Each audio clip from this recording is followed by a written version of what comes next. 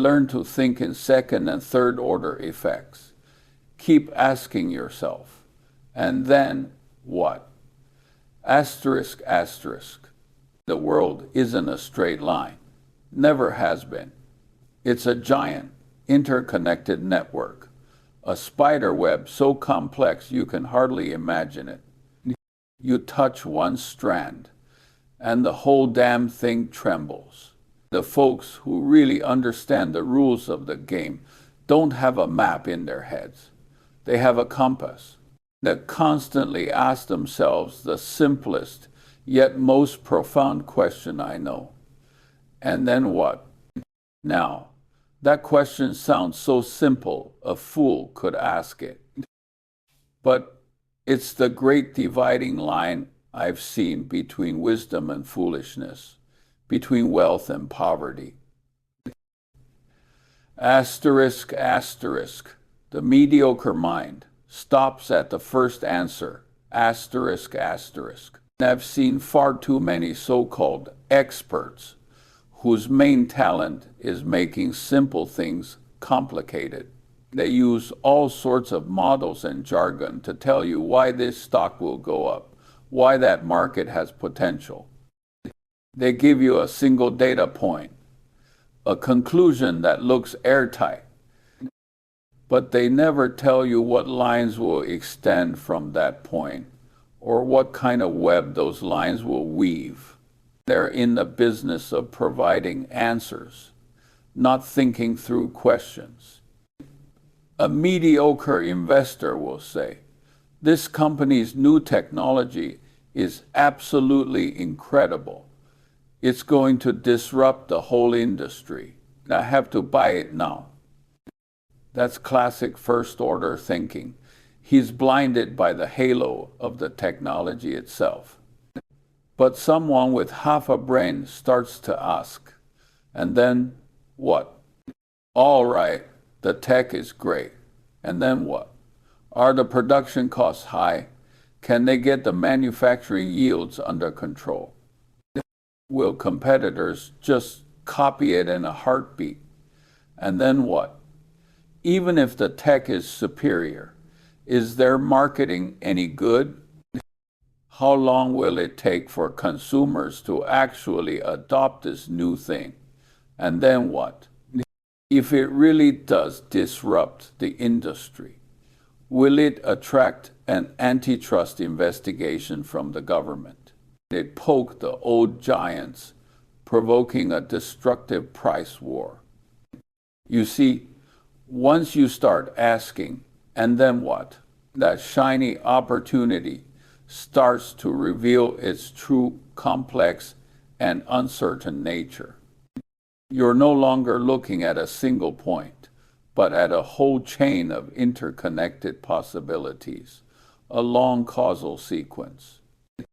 Asterisk, asterisk, wisdom is seeing the connections. Others miss asterisk, asterisk. In our investing, we never bet on the most likely thing to happen. Why? Because the price of that most likely outcome is already baked into the market. The tailwind that everyone sees isn't an opportunity. It's a trap. The real opportunities are always hidden in the second and third order effects that most people ignore. Let me tell you a simple story. A weather forecast calls for continuous, heavy rain in a certain area. What does the first-order thinker do?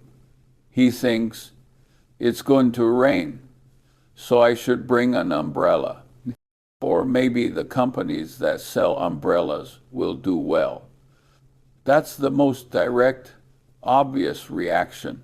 The second-order thinker goes a bit deeper. Continuous heavy rain. And then what? The crops will probably flood, leading to a poor harvest. So, won't the food companies that use these crops as raw materials see their costs go up? They won't. Their stock prices likely go down. But the third order thinker sees even further. A bad harvest leads to rising food prices. And then what? That could trigger a bit of inflation. And then what?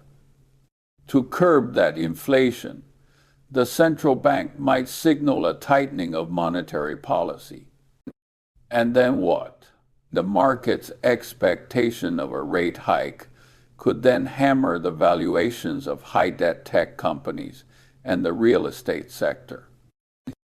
See what happened there? We went from a simple rainstorm to tremors throughout the entire capital market. How many layers of "and then what" did that take?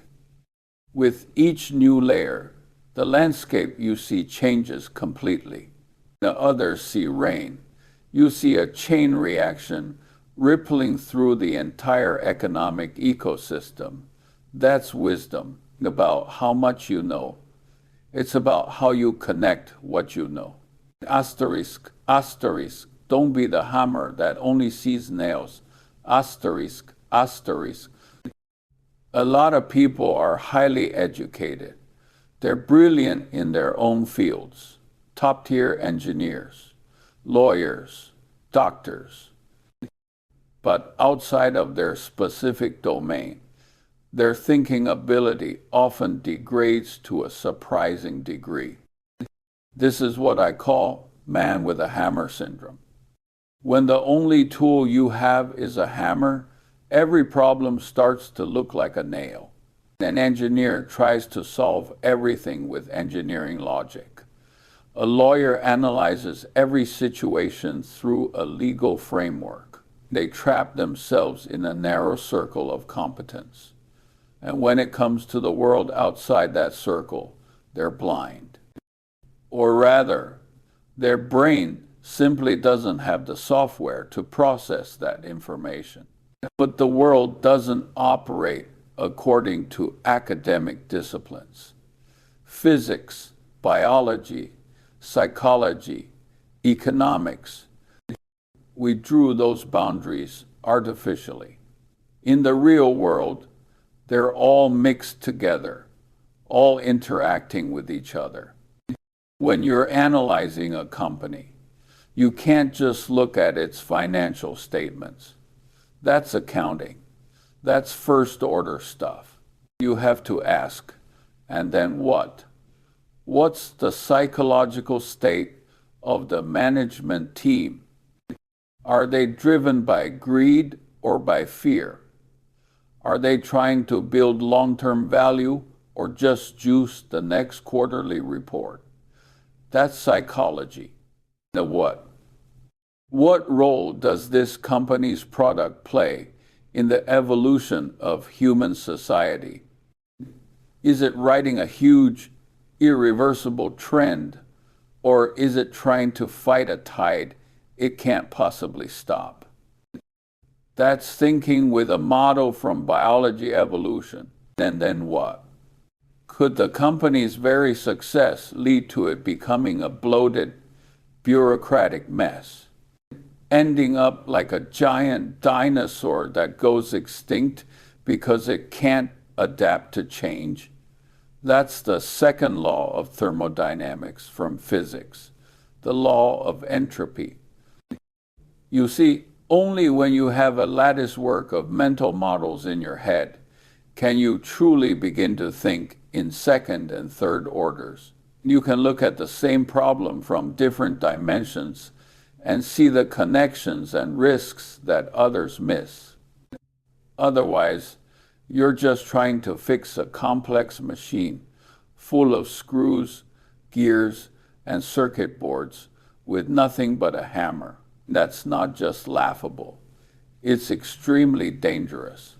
Asterisk, asterisk, time is the only true test of everything. Asterisk, asterisk. So why do most people get stuck in short-sighted, first-order thinking? The reason is simple. First-order effects are immediate, obvious, and seductive. Second and third-order effects are often delayed, hidden, and sometimes even counterintuitive. The government hands out money and people feel happy right away. That's instant gratification. But the resulting inflation might not show up for months or even a year. And the economic recession caused by a sharp rate hike to fight that inflation is even further down the road. The human brain is just naturally wired to love instant feedback. We're far more interested in a candy bar in front of us today than a feast a year from now. That's a fundamental weakness of human nature. And the capital market is the world's biggest amplifier of that weakness. Everyone wants to get rich quick. They chase trends. They believe this time it's different nonsense. They buy stocks that have been hyped to the moon because the first order effect is screaming at them.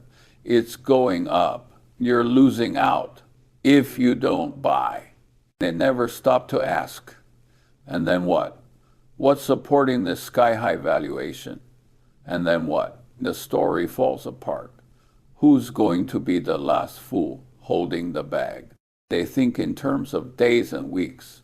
We think in terms of decades. When you stretch the timeline, a lot of things that seem incredibly important in the short term become trivial. And the truly important, decisive second and third order effects finally have time to surface. It's like planting a tree. You sow a seed today, you see nothing tomorrow. A month later, maybe a tiny sprout appears. The efficient and smart people have already lost patience and moved on to other projects. Only the person who's seen as the fool keeps watering it day after day. 10 years later, while everyone else is still chasing the next hot thing, he has a forest. In investing and in life, our job is to be that tree planter who looks a little slow, a little foolish. Our goal isn't to predict tomorrow's weather, but to believe in the cycling of the seasons. Asterisk, maintain extreme patience and the vigilance against stupidity. Asterisk. Developing the habit of second and third order thinking is deeply counterintuitive. It requires you to fight your own natural impulses and laziness. It requires you to stay calm when everyone else is euphoric, and to be greedy when everyone else is terrified. This is not easy. You have to deliberately train your brain. Whenever you're about to make a decision, big or small, force yourself to stop. Take out a piece of paper and draw a line down the middle. On the left, write down the most direct first-order consequence of the decision. Then, on the right, force yourself to think. And then what? And write down at least 5 potential second-order effects. Then, for each of those, think about the possible third-order effects. This process will be painful. You'll find that the world you thought was clear and simple suddenly becomes blurry and complex. Your initial confidence will be shaken, but that's precisely the beginning of progress. Admitting your own ignorance is the first step toward wisdom. You also need to build your own personal checklist. This list should be filled with all the human biases that can lead you to make mistakes. Things like the asterisk overconfidence bias. Asterisk, am I too sure of my own judgment? Have I ignored evidence that contradicts my view? Asterisk, social proof. Herd instinct. Asterisk. Am I making this decision because I've thought it through independently, or just because I see everyone else doing it? Asterisk, asterisk, asterisk, instant gratification tendency.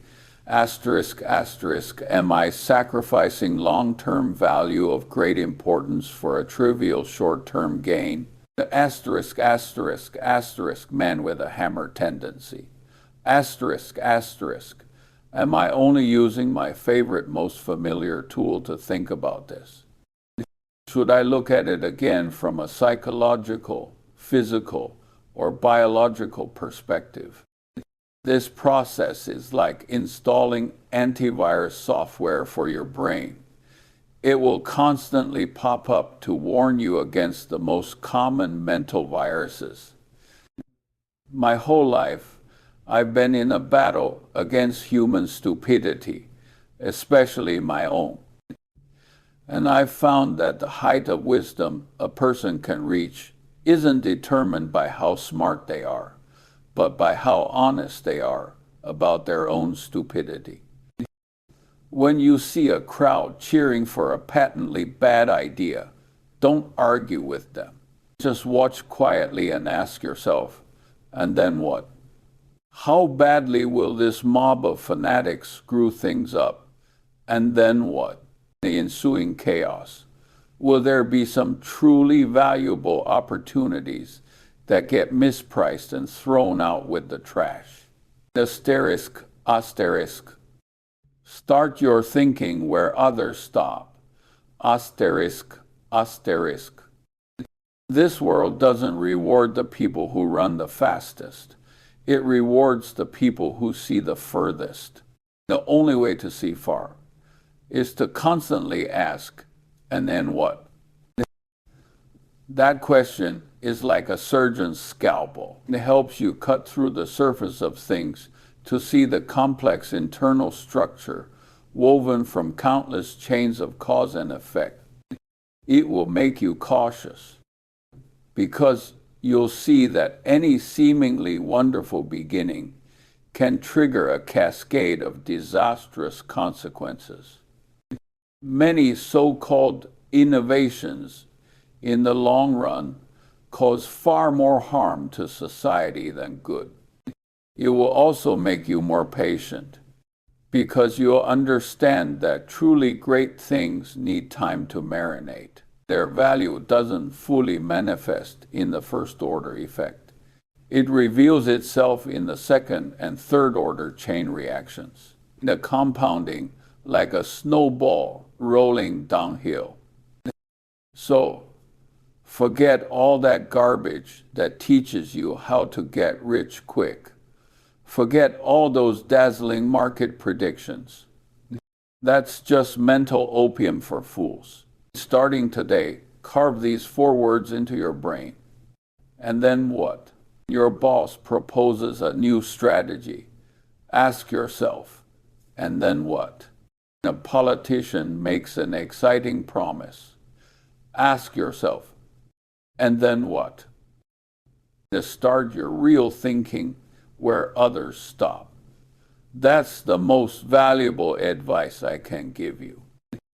And it's the only way to stay sane, seize real opportunities, and get through life in one piece in this crazy, uncertain world.